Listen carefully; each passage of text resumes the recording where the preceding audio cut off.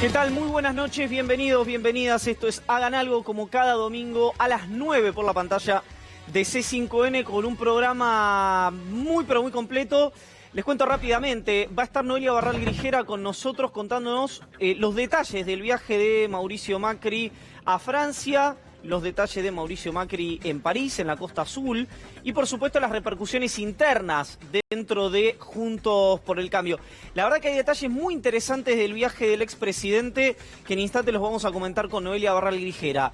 Va a estar conversando con nosotros Pedro Can por esta nueva extensión de la cuarentena, un anuncio que hizo hoy Carla Bisotti que se viralizó, lo comentaba Rodo recién, pero que había sido parte también de la agenda de la conferencia del presidente, que es básicamente evitar las reuniones sociales. Esto ya se había dicho el día viernes junto a Larreta y a Kicillof. Con Gabriel Morini vamos a estar viendo el revoque fino, el detalle de la reforma judicial, y viene a hablar con nosotros en exclusiva la ministra Marcela Lozardo, la ministra de Justicia Marcela Lozardo. Y también vamos a estar con Alejandro Berkovich abordando el tema Vicentín, con este arco narrativo que arrancó con el decreto de intervención y la voluntad de expropiación de la compañía y que termina con otro decreto anulando la normativa que había anunciado el presidente junto a Gabriel Delgado, Matías Culfas y la senadora Anabel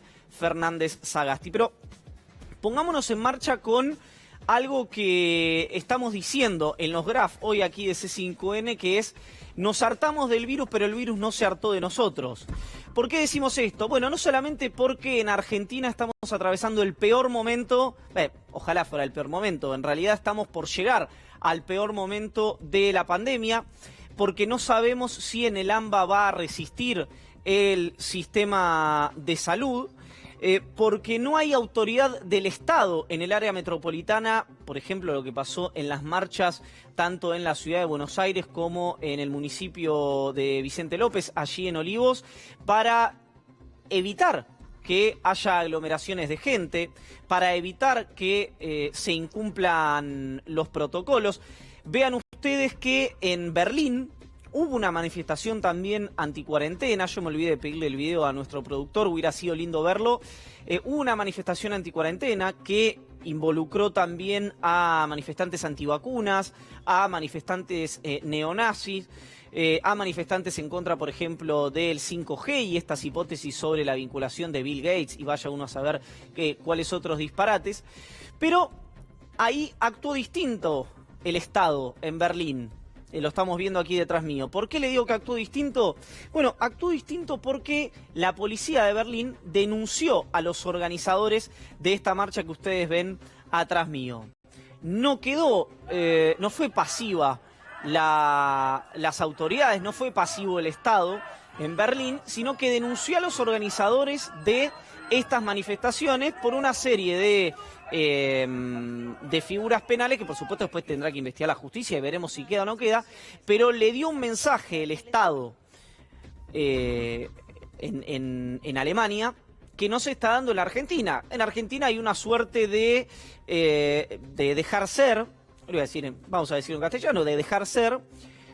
Por lo menos, insisto, en la ciudad autónoma de Buenos Aires, lo digo porque cada uno tiene su policía, ¿no? Es decir, después el Estado Nacional homologa o no homologa las actividades, pero la administración de la policía es municipal. Bueno, esto necesariamente, como en algún momento en aquella foto del caballero que infelizmente falleció luego de una de estas manifestaciones, estaba con Fernando Iglesias, tiene motivaciones políticas, está claro, por más que no sea nadie lo suficientemente torpe como para salir y pedirle a la gente que vaya a la calle a manifestarse, pero bueno, con los mensajes que da cierto sector de la política, sugiere con mucho énfasis esto. Pero me interesa que escuchemos, porque ya las expresiones dentro de la Argentina, incluso de figuras respetadas a nivel regional o a nivel global, como es el caso de Pedro Can o como es el caso de Fernando Pollack, entraron en la vorágine de la grieta, entraron en la vorágine de la partidización política, porque así les sirve a quienes prefieren discutir cuestiones de ese orden en lugar de cuestiones científicas o de datos. Así que vamos a escuchar qué dice Anthony Fauci, el asesor médico de la Casa Blanca. Le estoy hablando de una persona, creo que realmente no va a encontrar usted a alguien a nivel global. Después le podemos preguntar a Pedro Camp, por ejemplo, qué piensa del asesor médico de Donald Trump, que no reconozca la trayectoria de Anthony Fauci, el asesor médico de la Casa Blanca. Escuchemos lo que decía. If you look at what happened in Europe when they shut down or locked down or went to shelter in place, however you want to describe it, they really did it to the tune of about 95+% of the country did that. When you actually look at what we did, even though we shut down, even though it created a great deal of difficulty, we really functionally shut down only about 50% in the sense of the totality of the country, which means when we reached our peak, as they did, they came down almost to a low baseline, as you've shown very clearly. But take a look at what happened to our baseline. We came up, down, and then we plateaued at about 20,000 cases a day. So we started off with a very difficult baseline of transmission that was going on at the time that we tried to open up the country. ¿Qué está diciendo el asesor médico de la Casa Blanca? Está diciendo, nosotros nos estancamos en 20.000 casos diarios porque no pudimos hacer una cuarentena estricta, un lockdown estricto, como hizo, por ejemplo, él mencionaba Europa, que hablaba del 95% de la población. ¿Qué está diciendo Anthony Fauci? Bueno, hubiéramos necesitado una cuarentena hiperestricta para detener la circulación del virus. ¿Por qué le planteo esto? Bueno, porque hoy en la Argentina hay muchísimos comunicadores, muchísimos dirigentes políticos que sostienen que la cuarentena, se dijo, en algún momento se dijo, ¿por qué no se detuvo el virus en lugar de detener la circulación de la gente? La cuarentena no sirve, la cuarentena fue exagerada y la cuarentena detona la actividad económica. Bueno, repetir que lo detona es la pandemia y no la cuarentena, en palabras mías podría ser algo repetido. Ahora quiero que escuchen a alguien de economía, ¿no? Porque Anthony Fauci, de último, usted dirá, bueno, forma parte de el colectivo de gente que entiende solamente una variable de las cosas, que es la variable sanitaria. Pero no escuchan, no comprenden las variables económicas que dislocan esas gestiones sanitarias. ¿Por qué le planteo esto? Bueno, porque es un discurso que en Argentina está muy presente. Cuando el presidente Macri, mandato cumplido, habla de libertad, además de con muchísimo desparpajo, que a uno casi le genera ese grado de sinceridad, hasta una sonrisa, que es, bueno, vengo a un país como la gente, ¿no? El que goberné, digamos, que es el metamensaje del expresidente. Lo que pasa con eso es que luego se replican esas derivaciones en reacciones sociales, primero en reacciones mediáticas y después en reacciones sociales, que son las que terminan dislocando esa gestión sanitaria y que luego terminan dislocando esa gestión económica. Que quede claro, no digo el virus se expande por Macri o la economía se lesiona por Macri. Lo que digo es que declaraciones como la del expresidente no colaboran, no solamente con el gobierno nacional, no colaboran con un Horacio Rodríguez Larreta que está en la mira, le diría que de mínima, de la región, no solamente de la Argentina. ¿Por qué? Porque Argentina hoy es ejemplo de tasa de letalidad, por ejemplo, cada 100.000 habitantes, por lo que está pasando, digamos, el foco está concentrado en el AMBA. La verdad que disculpen que esto, pero de la provincia de Buenos Aires nadie espera que no se vaya a saturar el sistema de salud. ¿Por qué? Por la cantidad de habitantes y porque es un sistema de salud realmente muy magro. Es más, si la cantidad de ocupación de camas de terapia intensiva se hubiera dado con el número que recibe Axel Kicillof, ya estaría saturado el sistema de salud. Es decir, usted piense lo cerca que está de saturarse el sistema de salud en la provincia de Buenos Aires. Pero la ciudad de Buenos Aires lo que tiene es, primero, un 80% de gente, 75-80% que utiliza el sector privado.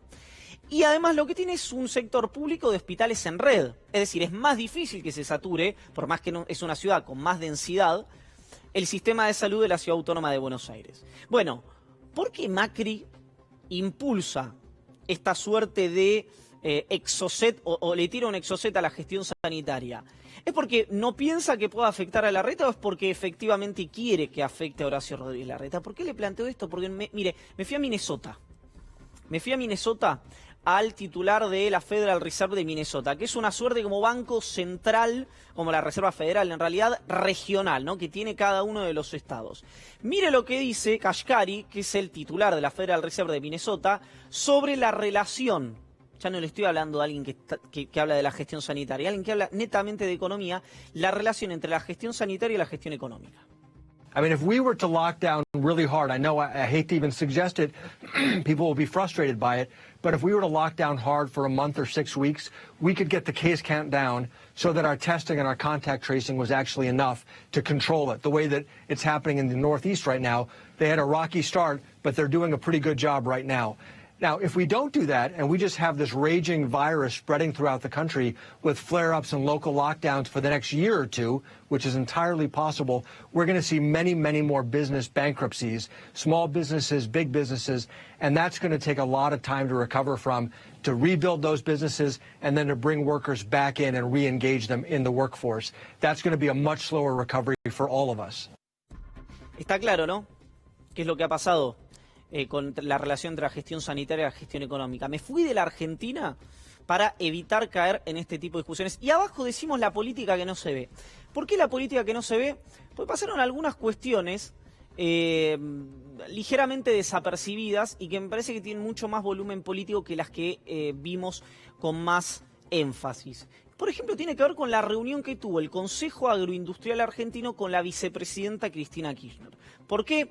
Bueno, porque es un sector, sí, muy representativo del sector agropecuario. Está, por ejemplo, hoy conversamos a la mañana con José Martins, presidente de la Bolsa de Cereales de Buenos Aires, que decidió dejar de tener un rol pasivo y ser interlocutado por la mesa de enlace y tomó un rol más activo. Le presentaron propuestas al presidente de la Cámara de Diputados y a Cristina Kirchner y está en camino un proyecto de ley que veremos si se trata, si se aprueba, pero con una relación distinta del sector agropecuario con el peronismo. Tan es así que generó, por ejemplo, el disgusto del titular de la CRA, Jorge Chemes, que dijo que muchos productores se sintieron desilusionados o algo por el estilo por la reunión del Consejo Agroindustrial Argentino con la vicepresidenta Cristina Fernández de Kirchner. Bueno, en el Congreso de la Nación, todo esto reunido en una discusión que abordó a Cristina Kirchner, a Mauricio Macri, a la reforma judicial que vamos a conversar con Gabriel Morini, lo contuvo una parte interesante, y es noticia porque en general no habla el jefe de bloque del oficialismo, Máximo Kirchner, en el discurso de cierre por la ley de moratorias que se aprobó el viernes a última hora. Escúchelo. No gobernó la Argentina Juan Carlos, gobernó Mauricio, que es Macri. Macri el de Sebel, el que se lleva puesta a la Corte Suprema. Macri el de Rucauf. Macri el del Correo Argentino, que incluso, miren lo que será la paradoja. No le pagaba el Correo Argentino. Y cuando se hizo el blanqueo, que este Congreso zancó y prohibió a los familiares, vino modificado desde la Casa Rosada con un decreto. Me gustaría saber, señor presidente, cuántas veces lo llamaban desde Colombia esa noche